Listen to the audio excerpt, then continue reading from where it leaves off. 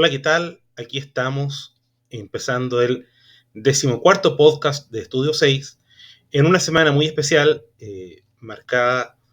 por la llegada de la Navidad, estas fiestas de fin de año que particularmente en el caso de la Navidad unen a las familias o debieran unirlas en un deseo de paz y de hermandad y de mucho cariño, sobre todo, y de la cual también nos vamos a hacer anticipadamente partícipes para cada uno de quienes escuchan este podcast y de quienes han seguido a lo largo de todo este tiempo a nuestro canal. También una semana que, producto de estas mismas fiestas, requiere de un pequeño anuncio de nuestro canal, que es que los próximos 2 episodios a ser estrenados en el canal no van a ser estrenados en día lunes como es nuestra costumbre, sino que van a ser estrenados los días sábados previos, vale decir, el sábado 23 y el sábado 30 de diciembre, porque los días lunes caen 25 de diciembre y 1 de enero, y en esas fechas, por razones obvias, no va a haber mucha atención del público respecto de lo que queramos transmitir. Por lo mismo, hacemos el anuncio desde ya lo hemos dicho en redes sociales, de que los episodios que se estrenen en esas respectivas fechas se corren 2 días hacia atrás. ¿Ya? Y esperando tener, por supuesto, como siempre, su extraordinaria acogida. Queremos aprovechar, como siempre, también de hacer nuestro saludo a nuestro podcast aliado de Momento Crucial, Hablemos de, la actualidad nacional e internacional en términos simples, que se encuentra en YouTube y en Spotify. Recordarles que quienes deseen colaborar con la solvencia de nuestro canal pueden hacerlo a través donando en el link de Flow que dejamos en cada video en la descripción, y pueden de esa forma ayudarnos a darle continuidad al proyecto, más aportes son más historias con historia.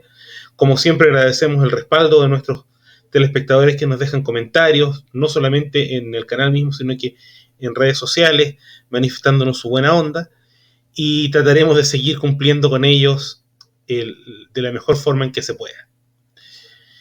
El episodio de hoy, no es un episodio, el podcast de hoy tiene un tema muy especial, que es especial y emotivo porque fue un tema que yo traté hace años atrás en mi cuenta de Twitter,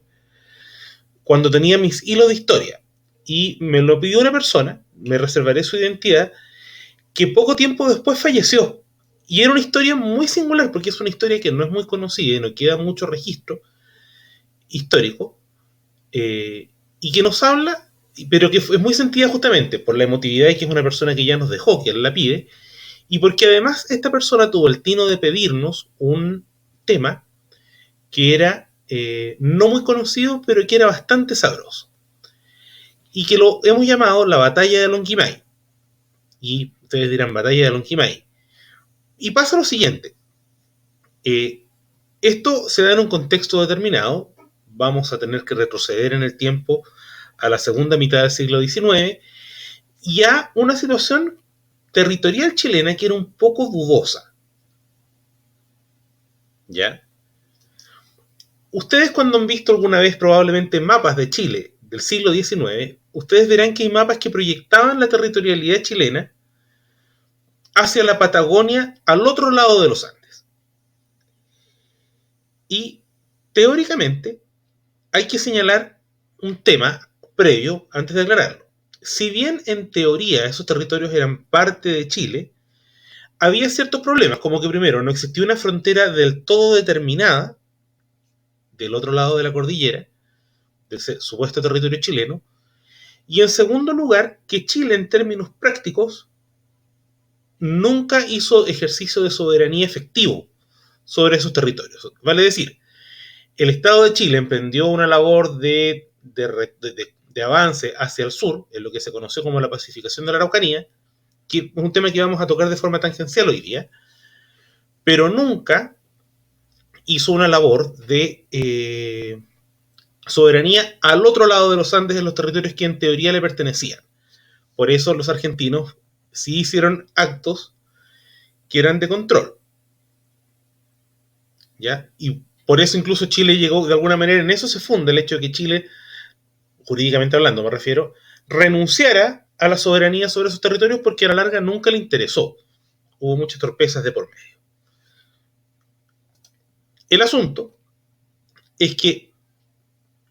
teniendo esta frontera medio difusa, en términos reales Chile se concentró en defender o marcar soberanía en el territorio de este lado de los Andes y haciendo las veces de que la cordillera, como tal, marcaba un límite, que parece un poco obvio,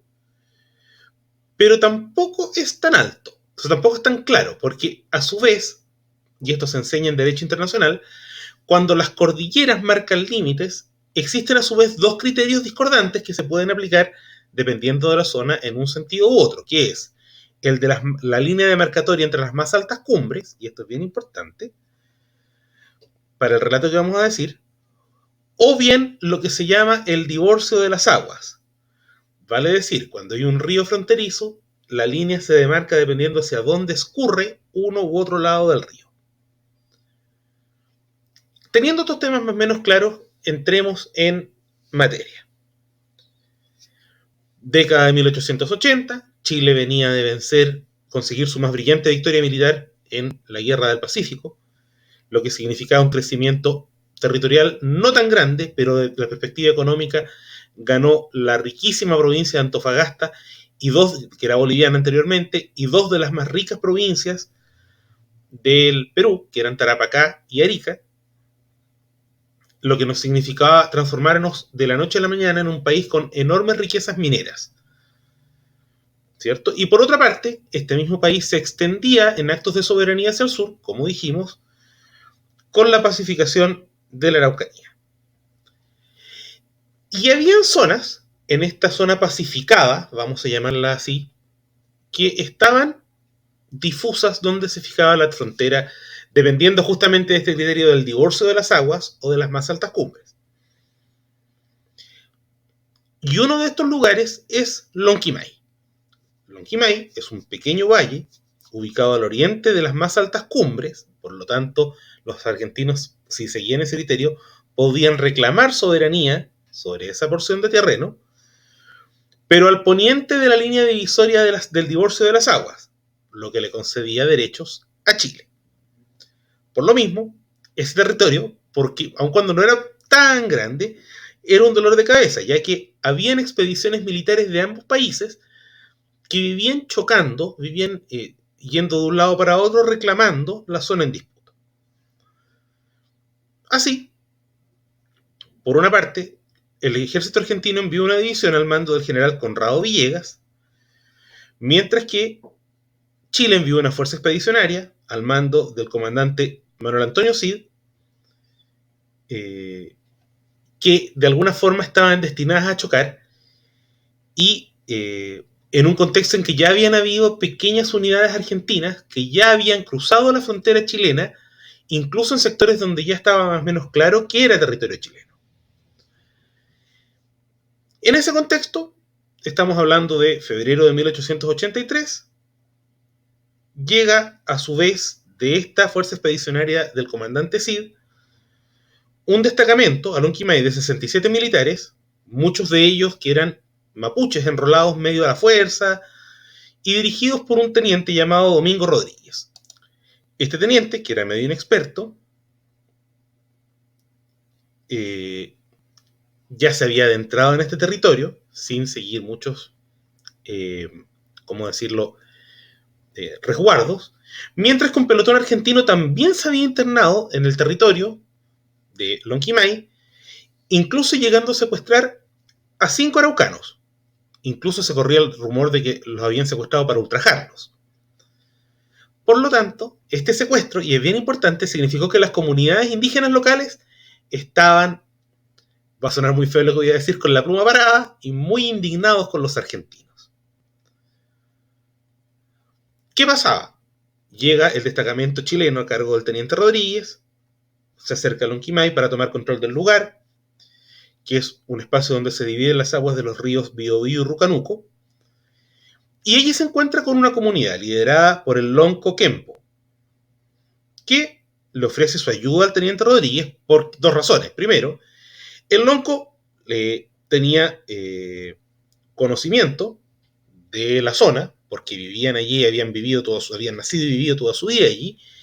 y además, tanto el Lonco como sus indígenas bajo su mando les tenían sangre en el ojo a los argentinos por la situación que estamos describiendo. Por lo tanto, es más, sin que se los hubieran pedido, esta comunidad mapuche ya tenía este destacamento argentino vigilado estrechamente, de forma que para el teniente Rodríguez era muy fácil asociarse con el lonco Kempo y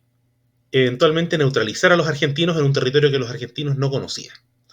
Sin embargo, y aunque Kempo le ofrece ayuda, el teniente Rodríguez lo desestimó, suponiendo que él, dado su grado militar, iba a poder llegar a un acuerdo de palabra con los argentinos, que a esas alturas se había dado abiertamente el pillaje, había tenido un comportamiento bastante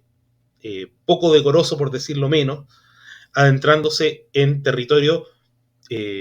chileno controlado por comunidades mapuche. El imprudente teniente chileno Rodríguez cruzó el río Rucanuco, dispuesto a parlamentar con los argentinos, pero ni siquiera alcanzó a cruzar palabra porque los argentinos lo vieron cruzar el río y le empezaron a disparar al pelotón chileno, suponiendo que este pelotón chileno era escaso en fuerza, así en número. El teniente Rodríguez, que parece que no era de muchas luces, si bien hizo retroceder a sus fuerzas para protegerse de los atacantes, insistió en mandar un emisario con bandera blanca para parlamentar, pese a todos los consejos que recibió. Este emisario también fue recibido a balazos. Y es tremendo, porque en rigor, lo único que logró el teniente Rodríguez fue que, en vez de haberse asociado con el lonco Kempo, que le habría permitido, con lo cual habría podido ganar una batalla contra los argentinos en 3 tiempos, muy rápidamente por la superioridad numérica y el conocimiento del terreno, perdió de su destacamento de militares, perdió 6 unidades, a saber, el cabo primero Vicente Merino, el cabo segundo Benito Muñoz, los soldados Genaro Leiva, José Mercedes Oliva, Juan de Dios Campos y José de la Cruz Aranda. Mientras, los argentinos a su vez tuvieron 2 bajas, los soldados conscriptos Pedro Leal y Esteban Godoy. Fue tal la ineptitud del teniente Rodríguez que tuvo que terminar arrancando vergonzosamente de la zona en conflicto para ocultarse en los terrenos del lonco Kempo, que estaba muy bien guarecido, y quien por supuesto que lo empapeló, lo subió y lo bajó con toda razón por su imprudencia, su tosudez y su torpeza.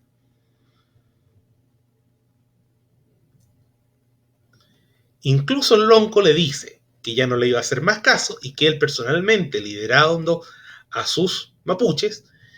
iba a proceder a eliminar a los argentinos. Sin embargo, curiosamente, esta situación, tras esta refriega, no tuvo lugar por una razón muy simple.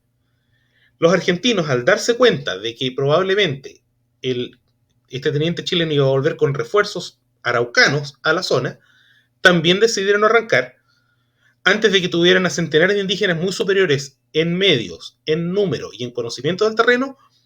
destrozándolos. ¿Qué pasó luego? El cacique Kempo siguió manteniendo el control de la región y declarándose pro-chileno, y el teniente Rodríguez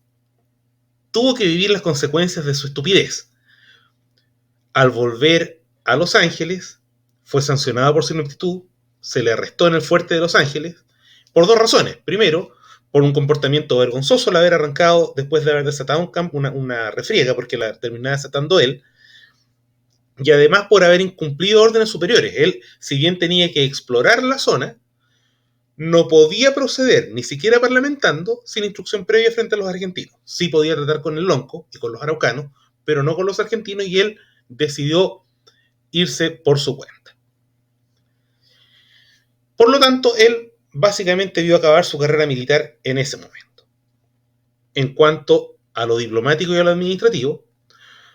los mandos militares chilenos y argentinos básicamente se hicieron los locos con el tema, si bien reconocieron la existencia de los hechos, lo minimizaron. Y lo más grave fue que, diplomáticamente hablando, el embajador argentino, José Evaristo Uriburu, que años después llegaría a ser sería el embajador durante muchos años. De hecho, es el embajador que recibiría a Balmaceda cuando se aloja en la legación argentina tras la Guerra Civil del 91, y que después de eso llegaría a ser presidente de la Nación Argentina. El embajador Uriburu tuvo que dar explicaciones a la Cancillería chilena por este incidente, asumiendo que los argentinos habían procedido mal respecto del pillaje y los raptos con los mapuches. Y por lo mismo, a su vez, el gobierno argentino del general Julio Argentino Roca tuvo que admitir el mal actuar de sus militares por el tema del pillaje y el ultraje, y dejando la zona en una especie de situación stand-by hasta que se pudiera dirimir el tema fronterizo, que eso se regularía recién a fines del siglo XIX, cuando, primero, los chilenos hacen un acto soberano al fundar la comunidad de Villa Portales en 1897, luego, al someterse la situación al laudo de Su Majestad Británica, que en 1902 resolvería que el territorio era chileno, básicamente por dos razones. Primero, aplica el criterio del divorcio de las aguas, que favorecía a Chile, y en segundo lugar, por un hecho práctico. Chile finalmente había hecho actos de soberanía sobre ese territorio de Lonquimay. Y, por lo tanto, ese territorio quedó en manos de Chile. ¿Qué es lo interesante de esta historia? Que es una historia no muy conocida, con una refriega entre dos países que supuestamente no estaban en conflicto, pero que en realidad Chile y Argentina vivieron en conflictividad fronteriza al menos hasta fines de la década de 1970, o sea, muchos años después de estos eventos, y porque además aquí estamos hablando de un conflicto que trajo bajas. De hecho, acabamos de dar los nombres de los muertos, pero que afortunadamente dentro de todo el desastre no terminó en una guerra como tal.